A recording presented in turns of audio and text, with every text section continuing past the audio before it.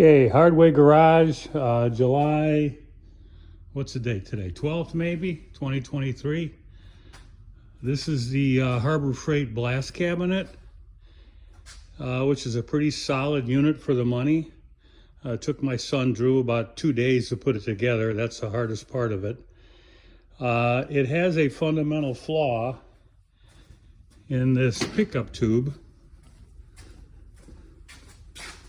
which goes on your hose here and then just sticks down in the media through this grate. It does not pick up media well at all. Just stuck down in there, it just doesn't work. So I watched half a dozen videos online of ways to fix this problem, and they all entail putting a tap in the bottom trap door there that the pickup hose hooks to. And there's several different ways people have done this online, and they all looked, to me, most of them more complicated than they needed to be. Basically then your pickup tube hooks up down here, you bring it up here, you put a hole in the cabinet, and you run it to your gun here to pick up the material. That way, obviously, the door's shut and it works properly. So after looking at all the videos, I decided the best way to do this was black pipe. This is the bottom hatch door. I use black pipe because galvanized pipe has galvanized in it, and I figured over time that could flake off inside the pipe and clog up the gun. So black pipe doesn't have anything in it at all, any coatings. However, it probably has a light coating of oil.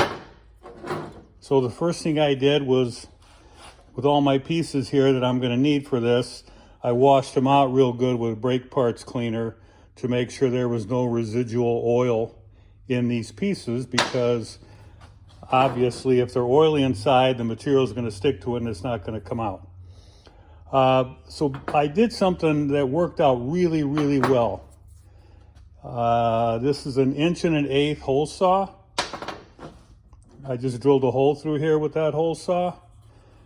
And I figured the least amount of pipe on the bottom of this, the better. Less distance for the material to flow before it got to the hose. So I basically bought a 90 there, which they call a straight 90, and some conduit nuts and some washers, conduit washers. Drilled a hole, put it on there, put a conduit washer and a nut on top, and man, it's snugged up really nice and tight. It's right in the middle. I used a drill press to drill that hole with this hole saw. It worked out perfectly. Now all I'm going to do is put this T on here, like that, and put that on there like that. Close nipple here, okay, and I'm going to put this here, this 1/2 inch, 3/4 1/2 inch reducer, because I happen to have this laying around, to put on here, which is basically an air valve, so you can let some air into the line. Because apparently, based on the videos I watched, you have to have a tap up here to let air into the line. There was a couple I watched that said you don't have to do that, but I figured worst case I could just plug this later. I happen to have this valve laying around, this 1/2 inch.